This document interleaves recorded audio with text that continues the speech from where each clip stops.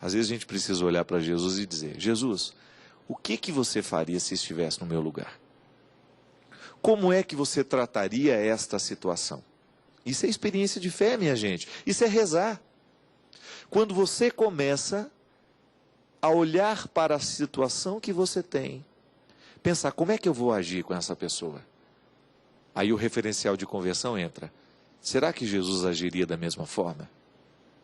O que eu vou dizer para aquela pessoa? Aí entra o referencial de conversão. Será que Jesus diria isso também? Como é que eu vou administrar essa situação agora? Aí você pensa: será que Jesus administraria do mesmo jeito? Esse é o referencial. Você não tem outro referencial senão o Cristo.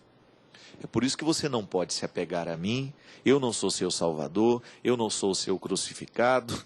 Pelo amor de Deus, não sou e não quero ser. Eu sou apenas um padre da igreja, assim como nós temos tantos outros que fazem o mesmo papel que eu. O padre que está lá no interior do Sergipe agora, trabalhando na sua paróquia, na sua comunidade, ele tem a mesma missão que eu. A única coisa é que às vezes nós estamos em espaços diferentes na atuação desta missão. Ninguém é maior que o outro, não. Nós estamos apenas em ambientes diferentes. O padre lá no interior do Ceará, o bispo lá no interior do Ceará, o bispo lá no interior da Paraíba, ele é o responsável por apressar a vida, a identificação dessas pessoas que ele comanda lá com seu trabalho, com seu pastoreio, com a pessoa de Jesus. Até faço um parêntese, né? Domingo agora eu estava em Franca. Fui para participar da tomada de posse do Dom Pedro, que era bispo auxiliar aqui da Arquidiocese de São Paulo, da região Belém, e que assumiu a Diocese de Franca. E eu estava vendo, eu fiquei muito emocionado com aquela celebração. E todas as pessoas que estavam lá, eu estava muito cansado no dia, né? Tinha passado uma noite praticamente sem dormir, aí a convite do Gabriel Chalita, eu fui com ele, mais o padre Silvio Andrei, nós fomos participar lá. E tive a oportunidade de conhecer rapidamente o Dom Pedro. Mas quando vi o Dom Pedro descendo por aquelas escadas, foi bonito, tocaram umas trombetas para a chegada do bispo, estava lá também o cardeal Dom Odilo, um monte de bispos da região aqui de São Paulo também, do estado de São Paulo. Eu fiquei tão feliz, sabe, de viver aquele momento, aquela eclesialidade que aquele momento nos dava. E o Dom Pedro, se você tiver a oportunidade de falar, até digo aqui, Franca ganhou um presente. Um bispo fantástico, um ser humano raro, um homem cheio de Deus, um homem jovem, cheio de disposição para o trabalho. E quando eu vi o Dom Pedro olhando para aquele povo de maneira carinhosa, de maneira amorosa, eu fiquei pensando ali no quanto Dom Pedro tem a oportunidade de, como bispo, ser Jesus para as pessoas. A maneira como ele olha para a pessoa. A maneira como ele vai acolher cada pessoa que faz parte da sua diocese, cada padre. Gente, o quanto é importante o bispo ter esta consciência. O bispo é o principal responsável pelos padres da sua diocese. E ele tem que administrar problemas o tempo todo ali.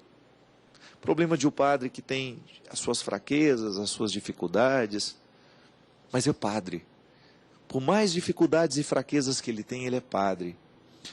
E o quanto faz diferença o olhar do bispo sobre estas pessoas, sobre os seus religiosos, o olhar do superior sobre aqueles que estão sendo comandados por ele. É aí que passa o nosso referencial de conversão, minha gente. E é isso que faz a Igreja de Jesus Cristo continuar viva. Quanto mais a gente tem essa consciência. A consciência do cristão precisa estar muito iluminada para isso. O jeito de agir, o jeito como eu trato e recebo a vida, o filtro que eu coloco para tudo isso, é determinante para que nós possamos apressar a nossa identificação com Cristo. Porque fraquezas todos nós temos. Alguns estão mais avançados na identificação com Cristo, outros estão menos. Mas nós somos todos iguais nesta condição. Ninguém está plenamente identificado, só os santos. Nós, enquanto vivos aqui, homens e mulheres que lutam o tempo todo, é buscar essa identificação. E é aí que nós vamos verdadeiramente identificar quem tem Jesus no coração. Você pode até ter diferenças. É aí que a gente encontra o verdadeiro cristão. Nós não podemos admitir agressão entre cristãos.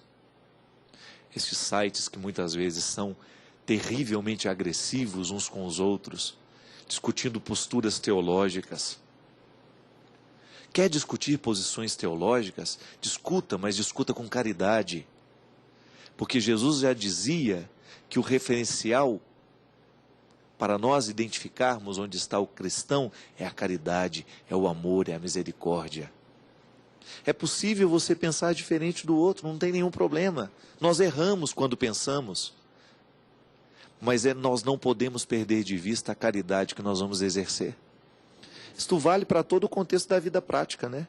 Isso vale para todo o contexto da vida. Um momento ou outro você vai discordar. Agora, o que vai fazer diferença é a maneira como você discorda. A caridade não pode estar fora da nossa vida. A paciência não pode estar fora da nossa vida. É o que vai distinguir. Olha lá na palavra, né? Quando olharem para vocês, que todo mundo possa dizer: vede como se amam. Pode até ter diferenças, mas eles se amam. Eles se protegem. Eles se resguardam. Eles vão fazer de tudo para preservarem aquilo que existe mais sagrado. Outro dia eu recebi uma carta linda de um padre que não concorda absolutamente nada com o meu jeito de fazer as coisas. Me fez críticas muito grandes. Só que tinha um detalhe. A carta dele era respeitosa do início ao fim. Sabe o que eu identifiquei? Esse padre verdadeiramente tem Deus no coração. Achei bonito porque em muitos momentos ele fala: Padre Fábio, admiro isso, admiro aquilo no seu ministério. Agora, cuidado para isso, cuidado para aquilo. Só que tinha uma coisa: as suas palavras estavam costuradas pela caridade. Muitas vezes, minha gente, nós erramos uns com os outros. Você erra com seu filho, você erra com sua esposa, você erra com seus amigos, você erra com as pessoas que você ama, você erra com os desconhecidos que passam pelo seu caminho. Por quê? Você esqueceu de costurar as suas palavras na bainha da caridade, no amor, na misericórdia. Você não perder de vista que o respeito pelo outro é o primeiro referencial para nós sermos homens e mulheres de verdadeiramente cristãos. Eu respeito quem você é, respeito a sua história, respeito a dificuldade que você teve, você me respeita, e nós vamos fazendo esse processo de transformação. Porque o amor, quando chega, ele nos transforma em pessoas melhores. Muito obrigado pelo carinho, pela sua audiência, obrigado pela oportunidade que você me deu de mais uma vez conversar com você, de entrar na sua casa, de entrar na sua vida. Derrame sobre todos nós a bênção do Deus Todo-Poderoso, Ele que é Pai, Filho e Espírito Santo. Amém. Até quinta-feira que vem, se Deus quiser.